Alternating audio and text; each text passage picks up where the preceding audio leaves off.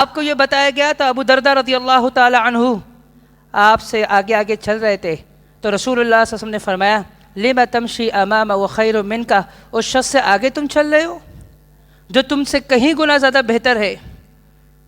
تو کہا کہ اللہ کی قسم ان ابا بکر صدیق خیر من طلعت علیہ الشمس وغربت، ابو بکر صدیق رضی اللہ تعالی عنہ ہر اس شخص سے زیادہ افضل ہے، بہتر ہے جس پر سورج طلوع ہوتا ہے، سورج غروب ہوتا ہے۔ یہاں ہماری بات ختم ہوئی تھی اور آپ کو بتایا گیا تھا کہ آئندہ جمعے کو سیدنا ابو بکر صدیق رضی اللہ تعالی عنہ کے شان اور فضائل کے تعلق سے ہم بات کریں گے اور اختصار کے ساتھ آپ کے جو کارنامے ہیں ان کا بھی ہم تذکرہ کریں گے۔ یہ ہماری بات ہوئی تھی۔ جو احادیث ہم نے بیان کیے تھے اختصار کے ساتھ آپ کے سامنے رکھ دیے، اور آپ کے شان کے اور فضائل کے تعلق سے جو دیگر روایات ہیں ہم ان پر بات کرتے ہیں۔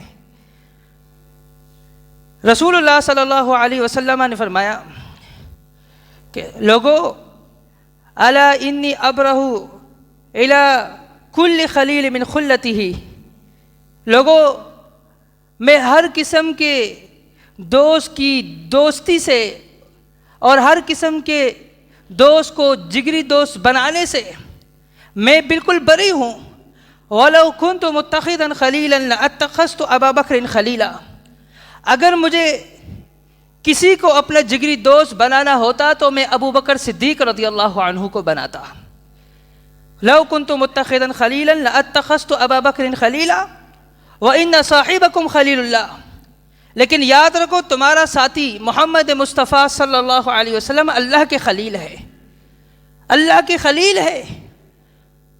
رسول اللہ صلی اللہ علیہ وسلم نے فرمایا اگر میں کسی کو اپنا خلیل بناتا، جگری دوست بناتا، تو سیدنا ابو بکر صدیق رضی اللہ عنہ کو بناتا۔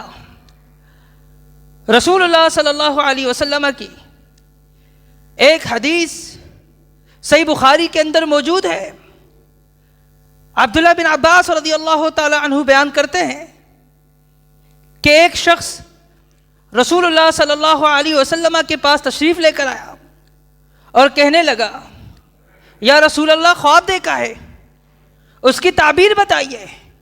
کہا خواب کیا ہے؟ کہا خواب میں یہ دیکھتا ہوں کہ ایک بادل ہے، بادل کا ایک ٹکڑا، اس بادل کے ٹکڑے سے گھی اور شہد ٹپک رہا ہے، اور وہ بادل کے ٹکڑے سے جو شہد اور گھی ٹپک رہا ہے اس کو کچھ لوگ اپنے لپوں میں لے رہے ہوتے ہیں، بس فرق اتنا ہے کچھ زیادہ لیتے ہیں کچھ کم لیتے ہیں۔ کچھ اپنے لپوں میں بادل سے ٹپکنے والے شہد اور گھی کو زیادہ اپنے لپوں میں لیتے ہیں، کچھ کم لیتے ہیں۔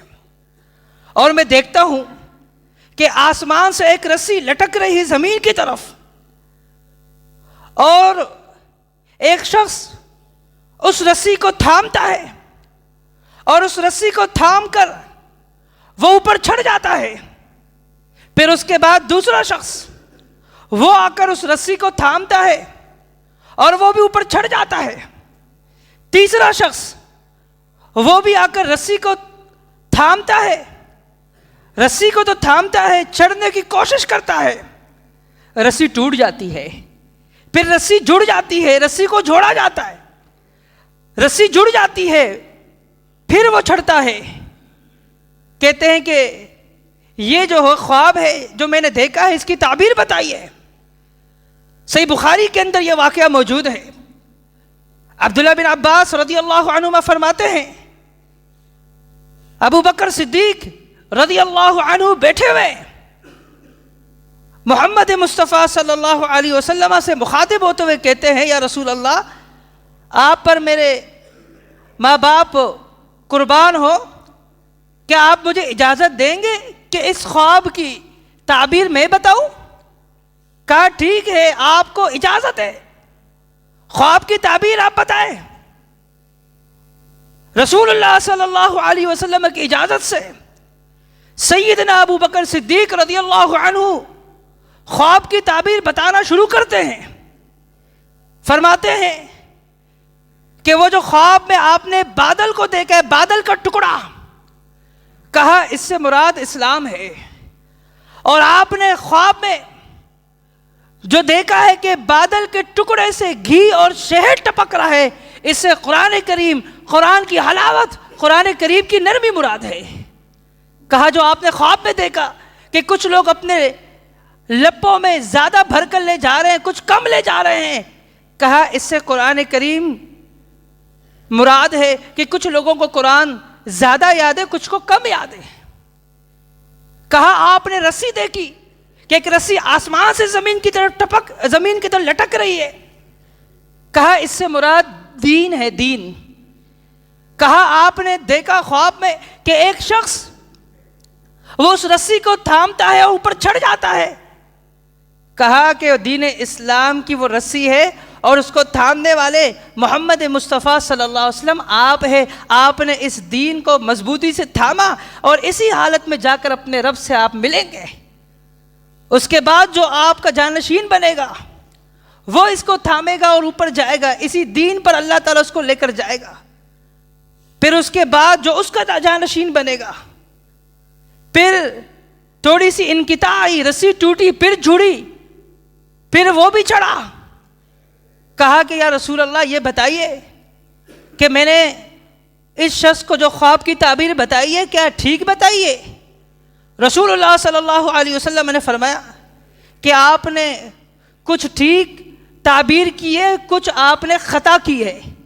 کہا یا رسول اللہ ان مقامات کی نشاندہی کیے، ان مقامات کی نشاندہی کیجئے جہاں مجھ سے خطا واقع ہوئی ہے، جہاں میں نے تعبیر ٹھیک بیان نہیں کیا۔ میں آپ کو اللہ کی قسم دے کر کہتا ہوں ان مقامات کی نشاندہی کیجئے۔ آپ فرماتے ابو بکر مجھے قسم نہ دو۔ آپ اندازہ لگائیے کہ ابو بکر صدیق رضی اللہ تعالی عنہ خوابوں کی تعبیر بتانے میں اسپیشلسٹ تھے، معبر تھے، خوابوں کی تعبیر بتانے والے۔ محمد مصطفیٰ صلی اللہ علیہ وسلم آپ کو اجازت دیتے ہیں کہ یہ جو شخص آیا ہے، اگر آپ کی یہی خواہش ہے کہ میری موجودگی میں تعبیر اس خواب کی کریں تو آپ کو اجازت ہے، خواب کی تعبیر کیجیے۔ اللہ نے اتنا علم سے نوازا تھا۔ ابو بکر صدیق رضی اللہ تعالی عنہ کو صحیح بخاری کے اندر واقعہ موجود ہے، رسول اللہ صلی اللہ علیہ وسلم نے متکبرین کی فہرست سے خارج کیا۔ آپ نے حدیث بیان کی، آپ نے فرمایا من جر ثوبہ خیلا، کہ جو شخص اپنی شلوار کو ٹخنے سے نیچے رکھے گا، لا ينظر اللہ الیہ یوم القیامہ، رب ذوالجلال روز قیامت نظر رحمت کی نگاہ سے اسے نہیں دیکھے گا۔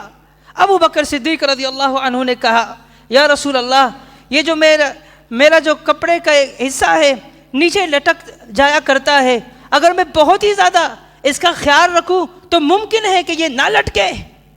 کہا ابو بکر انک لست تصنع خیلا، تو ان لوگوں میں شامل نہیں جو تکبر کی نیت سے اپنے شلوار کو ٹخنوں سے نیچے لٹکاتے ہیں۔ انک لست تصنع خیلا، تو ان متکبرین کے فہرست میں تو شامل نہیں ہے۔ ابو بکر صدیق رضی اللہ تعالی عنہ کا مقام، ان کا مرتبہ آپ اندازہ لگائیے کتنا زیادہ تھا کہ ابو بکر صدیق رضی اللہ تعالی عنہ کو رسول اللہ صلی اللہ علیہ وسلم نے اپنی زندگی کے اندر صرف منصب امامت پر فائز نہیں کیا، بلکہ آپ کے پیچھے نماز پڑھنا بھی شروع کر دی تھی۔ رسول اللہ صلی اللہ علیہ وسلم ایک قبیلے کے صلح کے لیے گئے اور اتنے میں ہی نماز کا وقت ہوا۔ جب نماز کا وقت ہوا، مؤذن بلال رضی اللہ عنہ سیدنا ابو بکر صدیق رضی اللہ عنہ کے پاس تشریف لا کر کہتے ہیں کہ ابو بکر اگر میں تکبیر کہوں کیا آپ نماز پڑھائیں گے؟ کہا کیوں نہیں، آپ تکبیر کہیں میں نماز پڑھانے کے لیے تیار ہوں۔ آپ نے نماز شروع کی، صحابہ کرام آپ کے پیچھے کھڑے ہیں، نماز پڑھ رہے ہیں، اور اچانک ہوتا یہ ہے کہ رسول اللہ صلی اللہ علیہ وسلم تشریف لاتے ہیں، اور کیونکہ یہ شریعت کا اصول ہے، جب امام کا سترہ ہے تو مقتدیوں کا سترہ بھی وہی ہے۔ تو رسول اللہ صلی اللہ علیہ وسلم صحابہ کرام کے بیچ میں سے آ کر آپ پیچھے کھڑے ہوتے ہیں۔ صحابہ کرام دیکھتے ہیں کہ ابو بکر نماز پڑھا رہے ہیں، محمد مصطفیٰ صلی اللہ علیہ وسلم تشریف لا چکے ہیں، اور آپ لوگوں کو سمجھ نہیں آتی کہ کرنا کیا ہے۔ تو صحابہ کرام رضوان اللہ علیہم اجمعین اپنے ایک ہاتھ کو دوسرے ہاتھ کے ہتھیلی پر مارنا شروع کرتے ہیں، یعنی یہ میسج دے رہے ہوتے ہیں، یہ پیغام دے رہے ہوتے ہیں حضرت ابو بکر صدیق اپنے امام کو کہ خیال کیجئے محمد مصطفیٰ تشریف لا چکے ہیں۔ اور جب زیادہ شور ہوتا ہے، جب وہ اپنے ہاتھ کے ہتھیلیوں پر زیادہ ہاتھ مارتے ہیں، ابو بکر صدیق رضی اللہ عنہ سمجھ جاتے ہیں کہ کوئی مسئلہ ہے، اور آپ کو پتہ چل جاتا ہے، آپ دیکھتے ہیں کہ ساتھ میں میرے پیچھے میرے ساتھ کھڑا ہونے والا کون ہے، آپ کو سمجھ آ جاتی ہے کہ سیدنا ابو بکر صدیق رضی اللہ تعالی عنہ سمجھ جاتے ہیں کہ محمد مصطفیٰ تشریف لا چکے ہیں۔ آپ پیچھے ہٹنے کی کوشش کرتے ہیں، رسول اللہ صلی اللہ علیہ وسلم آپ کو اشارہ کرتے ہیں کہ آپ رکے رہیں، لیکن آپ پھر بھی پیچھے ہٹ جاتے ہیں۔ محمد مصطفیٰ صلی اللہ علیہ وسلم آگے ہوتے ہیں، نماز پڑھاتے ہیں، نماز مکمل ہوتی ہے، آپ صحابہ کرام سے مخاطب ہوتے ہیں، اور سب سے پہلے سیدنا ابو بکر صدیق رضی اللہ عنہ سے مخاطب ہوتے ہوئے کہتے ہیں، آپ فرماتے ہیں کہ اما خبردار، جب میں نے تمہیں یہ کہا ابو بکر ما منعک ان تثبت اذ امرتک، جب میں نے آپ کو کہا کہ آپ اس امامت کے منصب پر کھڑے رہیں، نماز پڑھائیں، تو آپ کو کس چیز نے منع کیا؟ آپ پیچھے کیوں ہٹے؟ کہا یا رسول اللہ، ابو قحافہ کے بیٹے کے لیے یہ لائق ہی نہیں، اس کو یہ زیب نہیں دیتا محمد مصطفیٰ موجود ہو اور امامت ابو بکر کرائے، ابو قحافہ کا بیٹا مصلی پر کھڑا ہو۔ کہا کہ یہ اس کو لائق ہی نہیں۔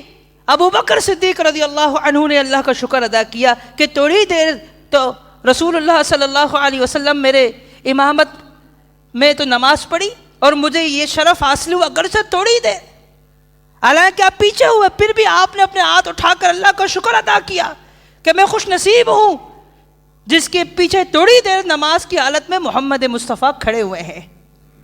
پھر آپ صحابہ کی طرف مخاطب ہوئے اور کہا کہ میرے صحابہ مجھے یہ بتاؤ کہ یہ تم نے کیا معاملہ کیا کہ اپنے ہاتھ کے ہتھیلی پر اپنے ہاتھ کو مار رہے تھے امام کو جو ہے متوجہ کرنے کے لیے۔ کہا اگر کوئی نماز کے اندر معاملہ پیش آئے تو پھر تسبیح فلیسبح، سبحان اللہ کہو۔ فرمایا کہ وَإِنَّمَا التَّصْفِيقُ لِلنِّسَاءِ، کیونکہ یہ تالی اور یہ ایک ہاتھ کو دوسرے ہاتھ کی ہتھیلی پر مارنا، کہا یہ عمل عورتوں کے لیے ہے، مردوں کے لیے نہیں ہے۔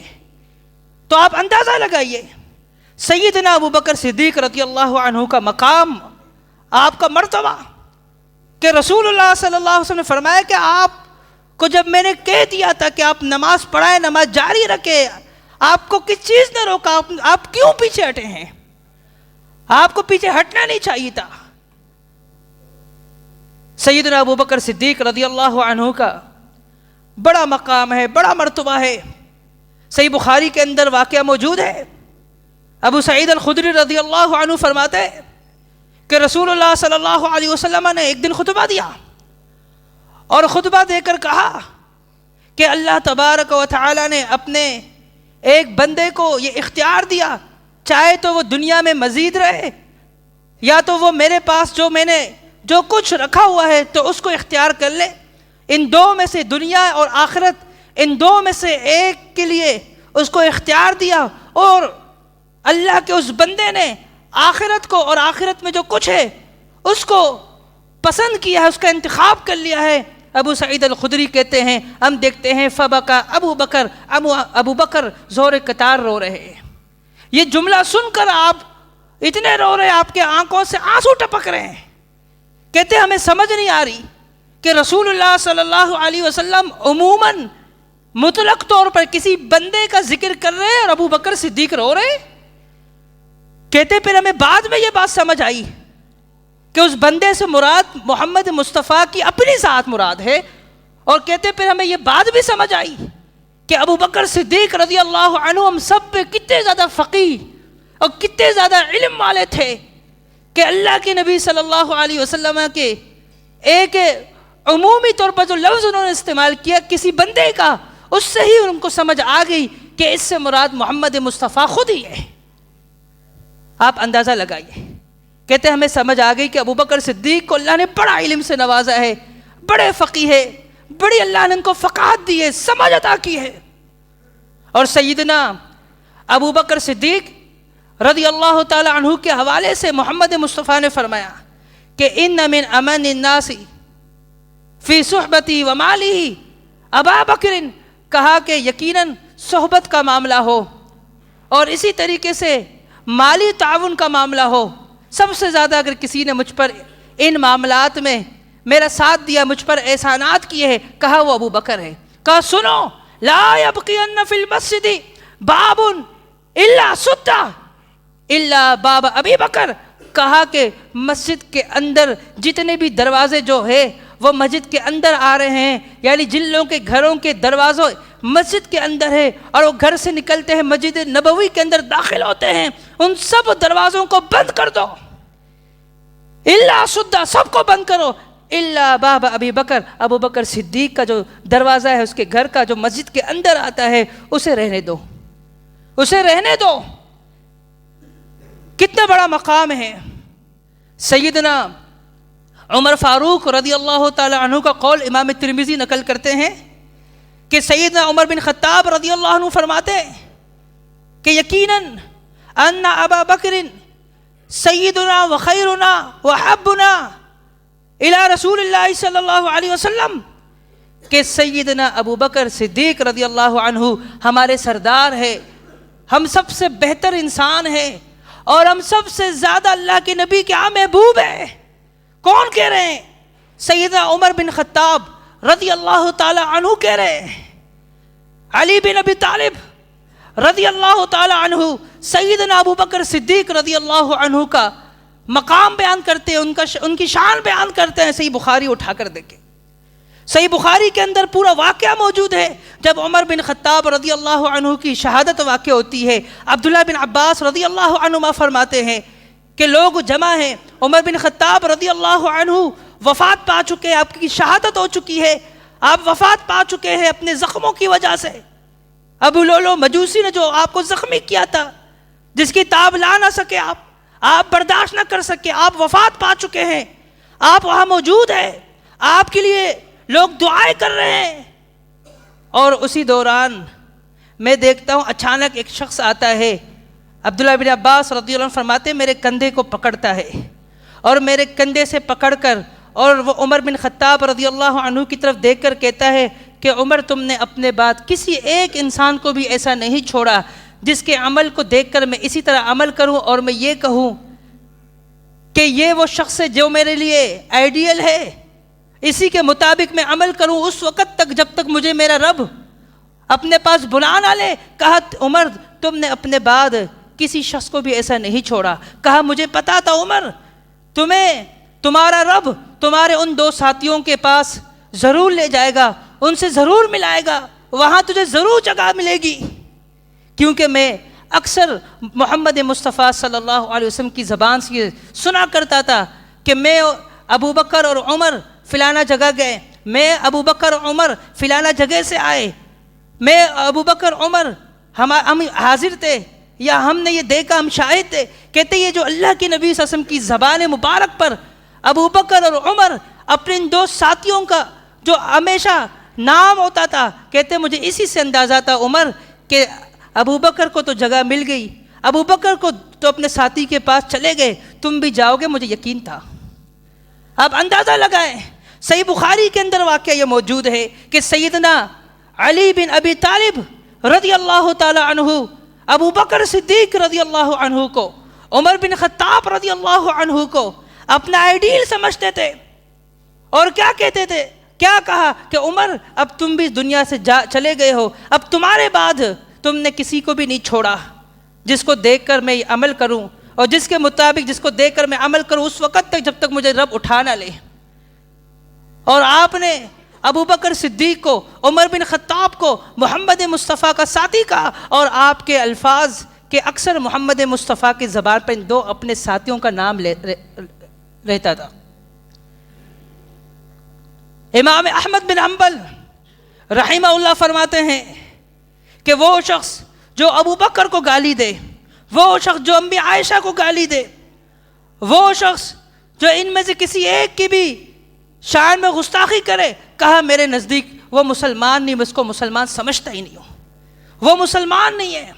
سیدنا ابو بکر صدیق رضی اللہ عنہ وہ صحابی ہے، وہ صحابی رسول محمد مصطفیٰ صلی اللہ علیہ وسلم نے اپنے مرض الموت کے اندر حکم دیا صحابہ کو، کہا مر ابا بکر ان یصلی الناس، ابو بکر صدیق کو کہو کہ امامت کے منصب کو سنبھالے۔ وہ لوگوں نے آ کر کہا یا رسول اللہ آپ کو معلوم ہے ابو بکر دل کا بہت زیادہ نرم ہے، مصلی پر کھڑا ہوگا روتا رہے گا، کسی اور کے حوالے سے حکم صادر کیجئے۔ کہا میں کہہ چکا ہوں مر ابا بکر ان یصلی الناس، کہ ابو بکر صدیق کو کہو کہ منصب امامت کو سنبھالے، امامت کی جگہ پر کھڑا ہو۔ محمد مصطفیٰ صلی اللہ علیہ وسلم نے اپنی زندگی میں اپنے مرض الموت میں حضرت ابو بکر صدیق رضی اللہ عنہ کو اس منصب پر کھڑا کیا۔ جب آپ اس دنیا سے گئے، آپ فوت ہوئے، عمر بن خطاب رضی اللہ عنہ اپنے ہوش حواس میں نہیں تھے، اور آپ نے مخاطب ہوتے ہوئے آپ نے منافقین سے کہا کہ لوگوں ان رجالا من المنافقین یزعمون، کہا کہ میں دیکھ رہا ہوں اکثر منافق وہ یہ سمجھ رہے ہیں کہ محمد مصطفیٰ فوت ہو چکے ہیں۔ سنو، محمد مصطفیٰ اپنے رب کے پاس اسی طرح گئے ہیں جس طرح موسیٰ علیہ السلام گئے تھے، واپس آئے تھے۔ کہا کہ محمد مصطفیٰ بھی گئے ہیں، واپس آئیں گے۔ اور جس نے کہا کہ محمد مصطفیٰ فوت ہوئے ہیں، یہ تلوار ہے، میں اس کی گردن اڑا دوں گا، اسے نہیں چھوڑوں گا، کسی ایک میں اتنی جرت نہیں تھی کہ وہ آگے ہو عمر بن خطاب رضی اللہ عنہ کو یہ کہے کہ عمر اپنی تلوار نیام میں رکھو، اور محمد مصطفیٰ اس دنیا سے جا چکے ہیں۔ کہا ہاں اگر کوئی شخص تھا آگے بڑھنے والا، ابو بکر صدیق رضی اللہ عنہ تھا، دیکھا کہ لوگوں کو جمع کیا ہوا ہے اور لوگوں سے مخاطب ہے، عمر بن خطاب اپنے ہوش حواس میں نہیں ہیں، لوگوں کو جمع کر کر خطبہ دیتے ہیں، اور لوگ عمر بن خطاب کی جگہ ابو بکر کے پاس جمع ہوتے ہیں، اور جب خطبہ دیتے ہیں اس میں جو الفاظ کہتے ہیں وہ الفاظ کیا ہے؟ لوگوں سن لو، من کان یعبد محمد فإن محمدا قد مات، جو شخص یہ محمد کی عبادت کرتا تھا وہ سمجھ جائے محمد اس دنیا سے جا چکا ہے۔ ومن کان یعبد اللہ فإن اللہ حی لا یموت، اور جو اللہ کی عبادت کرتا تھا وہ سن لے اللہ پہلے بھی زندہ تھا، اللہ آج بھی زندہ ہے، اللہ ہمیشہ زندہ رہے گا، اس کو موت نہیں آنے والی۔ قرآن کریم کی آیات پڑھی محمد مصطفیٰ صلی اللہ علیہ وسلم کی فوتگی کے تعلق سے، کہا ما محمد الا رسول، محمد الرسول اللہ بھی اللہ کے رسول ہے۔ کہا قد خلت من قبلہ الرسل، اس سے پہلے حضرت نوح علیہ السلام آئے دنیا سے گئے، آدم علیہ السلام دنیا سے گئے، حضرت لوط علیہ السلام دنیا سے گئے، ابراہیم خلیل اللہ دنیا سے گئے، عیسیٰ روح اللہ ان کو اللہ نے اٹھا لیا، موسیٰ کلیم اللہ دنیا سے چلے گئے۔ کہا اس سے پہلے بھی پیغمبر آئے، اللہ ان کو لے گیا۔ کہا کہ اگر محمد مصطفیٰ فوت ہو جائے اور اگر وہ شہید کر دیے جائے، کیا تم اپنے ایڑیوں کے بل اس دین سے پھر جاؤ گے؟ حضرت عمر بن خطاب کہتے ہیں یہ جو آیات حضرت ابو بکر صدیق کی زبان سے سنی تو یقین آ گیا کہ یقیناً محمد مصطفیٰ اس دنیا میں نہیں رہے۔ پھر مجھے یقین آیا ہے اور ایسا لگا کہ یہ آیات ابھی سیدنا ابو بکر صدیق پر نازل ہوئے۔ کہتے میں تو بھول گیا تھا کہ ایسی آیات کریمہ جس میں محمد مصطفیٰ صلی اللہ علیہ وسلم کی موت کا ذکر موجود، میں تو بھول گیا تھا کہ قرآن کریم میں موجود ہے ایسی آیت کریمہ۔ ابو بکر صدیق رضی اللہ عنہ کی زبان سے سنی، یقین آ گیا مجھے کہ آپ اس دنیا سے جا چکے ہیں، آپ فوت ہو گئے، اور سیدنا ابو بکر صدیق رضی اللہ عنہ خلیفہ بنے، اور آپ نے سب سے پہلے اس لشکر اسامہ، آپ نے جو ہے اس لشکر کو تیار کیا، کیونکہ محمد مصطفیٰ صلی اللہ علیہ وسلم کو اسلام کو جو ہے نقصان پہنچانے والے کچھ طاقتیں بیرونی اور اندرونی ان کا خطرہ تھا تو آپ نے ایک لشکر تیار کیا تھا. آپ کی بالکل تیاری تھی کہ ان کو میں بھیجوں گا, روانہ کروں گا, جو اسلام کو نقصان پہنچانے والے ان کے خلاف وہ جنگ کرے, ان پر چڑھائی کرے. لیکن آپ فوت ہوئے اور اس پر پھر تنازع اٹھا. ابو بکر صدیق نے کہا کہ نہیں, محمد مصطفیٰ نے اس لشکر کو تیار کیا, میں اس لشکر کو تیار کروں گا اور اس لشکر کو میں روانہ کروں گا. آپ نے روانہ کیا. ابو بکر صدیق رضی اللہ تعالی عنہ نے دیکھا کہ رسول اللہ کی وفات ہو چکی ہے اور فتنے کچھ اٹھ رہے ہیں. ان میں سے ایک فتنہ مانعین زکوٰۃ کا فتنہ تھا, اور وہ جب اٹھے انہوں نے کہا کہ ہم نمازیں پڑھتے ہیں, سارے معاملہ ٹھیک ہے, زکوٰۃ کو ہم پر چھوڑ دو. ابو بکر صدیق رضی اللہ عنہ نے کہا میں نہیں چھوڑوں گا اور میں تم سے قتال کروں گا. عمر بن خطاب رضی اللہ عنہ آگے بڑھے, کہا کہ آپ کیسے قتال کریں گے ان سے جن کے بارے میں رسول اللہ فرمایا امرت ان اقاتل الناس حتی یشہدوا لا الہ الا اللہ, مجھے حکم دیا گیا ہے کہ میں ان لوگوں سے لڑائی کروں جب تک وہ شہادتین, اللہ کی وحدانیت, محمد مصطفیٰ کی وحدانیت کا اقرار نہ کرے. کہا جب وہ اقرار کر لیں تو وہ محفوظ کر لیں گے مجھ سے اپنے جان اور مال کو, سوائے اللہ بحق الاسلام, اسلام کے حق ہے, ان کا حساب اللہ ان سے لے گا. کہا کہ یہ کلمہ گو لوگ ہیں, کلمہ پڑھنے والے ہیں, نماز پڑھنے والے ہیں, اگر زکوٰۃ سے منحرف ہوئے تم ان سے قتال کیسے کرو گے؟ حضرت ابو بکر صدیق نہیں مانے. دلیل کیا پیش کی؟ کہنے لگے مجھے یہ بتاؤ کیا الزکوٰۃ کالصلاۃ, نماز فرض ہے ارکان اسلام میں سے؟ کہا ہاں. کہا تو اس کا تعلق کس سے ہے؟ ارکان اسلام میں سے ہے نا زکوٰۃ کا تعلق. نماز نہ پڑھنے والا کافر, زکوٰۃ کا منحرف مسلم. کہا مجھے بتاؤ یہ کیسا تضاد ہے, یہ کیسی فقہ ہے, یہ کیسی سمجھ ہے جو دلیل تم مجھے دے رہے ہو؟ نماز پڑھنے نہ پڑھنے والا کافر ہو, زکوٰۃ نہ دینے والا مسلم ہو. کہا ذرا بتاؤ الزکوٰۃ کالصلاۃ, کیا زکوٰۃ کا حکم نماز کی طرح نہیں؟ وہ بھی ارکان اسلام میں سے ایک رکن, یہ بھی ارکان اسلام میں سے ایک رکن. کہ اللہ کی قسم میں اس شخص سے بھی لڑائی کروں گا لو منعونی عناقا, جو اللہ کے نبی صلی اللہ علیہ وسلم کے دور میں آپ کو بکری کا بچہ وہ بطور زکوٰۃ دیتا تھا اور مجھے نہیں دے گا, میں اس سے بھی لڑائی کروں گا, میں نہیں چھوڑوں گا اسے. اور آپ نے خالد بن ولید رضی اللہ عنہ کو تیار کیا. خالد بن ولید رضی اللہ عنہ کو لشکر کا امیر بنا کر کہا ان پر چڑھائی کرو جنہوں نے مسیلمہ بن کذاب اور اس جیسے اور بدماش جنہوں نے محمد مصطفیٰ کی وفات کے بعد نبوت کا دعویٰ کیا, ان کے خلاف چڑھائی کرو, ان کا کلا کما کرو, ان کو ٹھکانے لگاؤ, ان کا کلا کما ہونا چاہیے. ابو بکر صدیق رضی اللہ عنہ نے اپنے مختصر سے دور خلافت کے اندر سب سے زیادہ جس چیز پر زور لگایا وہ تحفظ ختم نبوت. ختم نبوت پر اتنا بہترین کام, اس کے خلاف انگلی اٹھانے والوں کے خلاف, ختم نبوت کے خلاف آواز اٹھانے والے, ان کی انگلیاں کٹوا دی, ان کے گردنیں کٹوا دی, اور بھیجا کس کو؟ خالد بن ولید کو. کہا کہ ان کو نہ چھوڑنا, سب سے زیادہ ضروری ہے کہ تحفظ ختم نبوت یہ انتہائی ضروری امر ہے. ابو بکر صدیق رضی اللہ عنہ نے خالد بن ولید کو بھیجا ان پر حملہ کرنے کے لیے, ان پر چڑھائی کرنے کے لیے. ابو بکر صدیق رضی اللہ عنہ 13 ہجری کے اندر فوت ہوتے ہیں. آپ کی خلافت 2 سال اور 3 مہینے 11 دن تھے غالباً, اتنے ہی تھے, اس سے زیادہ نہیں. آپ فوت ہوئے, آپ فوت ہو جاتے ہیں, دنیا سے چلے جاتے ہیں, اور آپ اپنے جانے سے پہلے لوگوں کو کہتے ہیں عمر بن خطاب کو اپنا خلیفہ بنانا, عمر بن خطاب کو بنانا, لوگوں کو کہہ کر چلے جاتے ہیں آپ.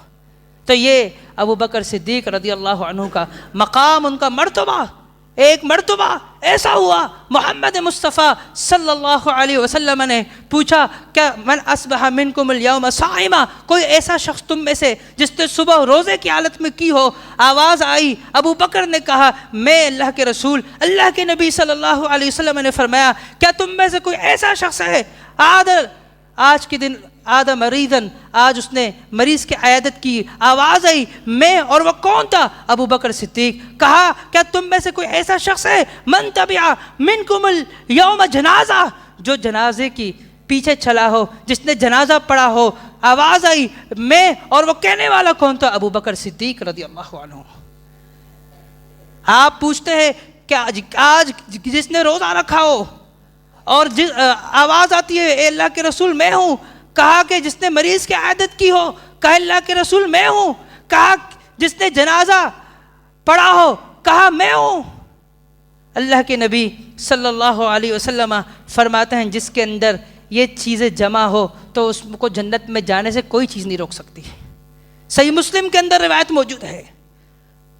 اور اسی طرح ایک روایت ابو موسیٰ اشعری رضی اللہ عنہ کی کہ اللہ کے نبی صلی اللہ علیہ وسلم کے حوالے سے کہتے کہ انصار کے ایک باغ میں تھے، مجھے دروازے پر کھڑا کیا اور کہا بغیر اجازت کے اندر آنے مت دینا، اور دروازے پہ دستک ہوتی ہے، میں کہتا ہوں کون؟ کہنے والا کہتا ہے ابو بکر صدیق، میں کہتا ہوں محمد مصطفیٰ۔ ابو بکر صدیق اجازت طلب کرتا ہے، کیا خیال ہے؟ کہا اس کو اجازت صرف نہ دو بلکہ اجازت کے ساتھ ساتھ جنت کی خوشخبری بھی دو۔ ابو بکر صدیق رضی اللہ تعالی عنہ وہ صحابی رسول ہے۔ اللہ کے نبی صلی اللہ علیہ وسلم فرماتے ہیں، فرمایا من انفق زوجین، فرمایا من شیء من الاشیاء الا دعی من ابواب الجنہ، جو شخص جوڑا یعنی کوئی چیز ان کی جوڑی اللہ کے راہ میں خرچ کرے گا، رب ذوالجلال جنت کے دروازوں میں سے اس کو کل روز قیامت بلائے گا اور اس میں داخل کرے گا۔ کہا کہ اگر کوئی مجاہد ہوگا اس کو کل روز قیامت باب الجہاد سے جنت میں داخل ہونے کی آواز لگائی جائے گی۔